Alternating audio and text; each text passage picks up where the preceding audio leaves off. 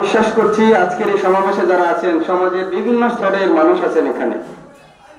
আপনারা জামাতকে জানবেন, জামাতের আকীদা খুবই স্পষ্ট। জামাতের আকীদা হচ্ছে ইসলামের আকীদা।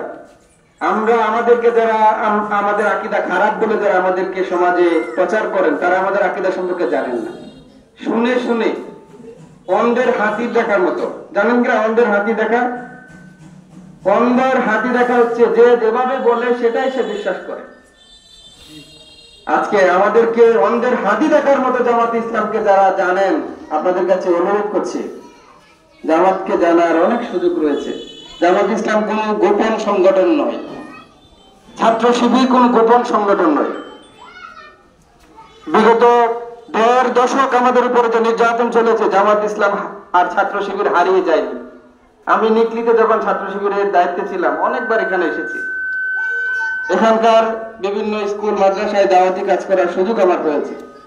এই ভাইরা, সম্মানিত তৌহিদি জনতা, আপনাদের কাছে যেহেতু আজকে দাওয়াতি সমাবেশ, আমার দাওয়াত থাকবে, জামাতকে জানুন। জামাত যে উদ্যোগ নিয়েছে সৎ মানুষের মাধ্যমে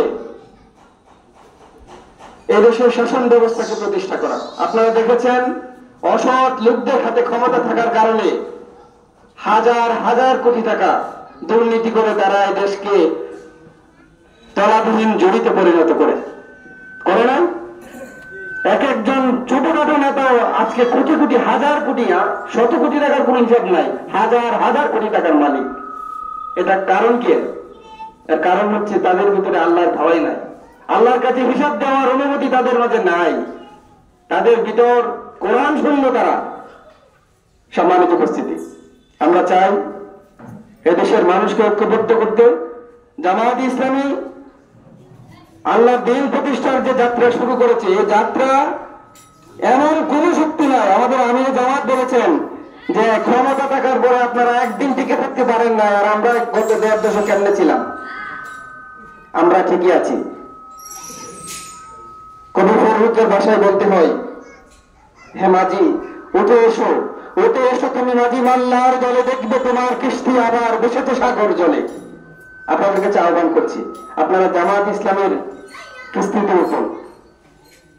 এই কিস্তির দায়িত্ব নিয়েছেন আল্লাহ তাআলা স্বয়ং নিজে। লিউযহিরাহু আলা দ্বীনি কুল্লিহি ওয়ালাউ কারিহাল মুশরিকুন।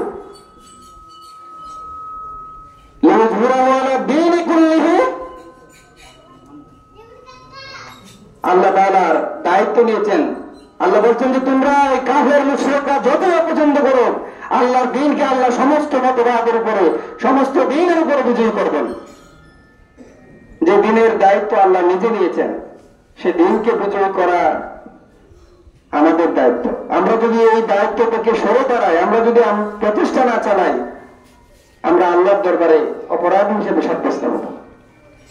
কারণ আল্লাহর দ্বীনকে পরাজিত করার শক্তি আওয়ামী লীগ কেন, পৃথিবীর কোন শক্তি আল্লাহর দ্বীনকে পরাজিত করতে পারবে না।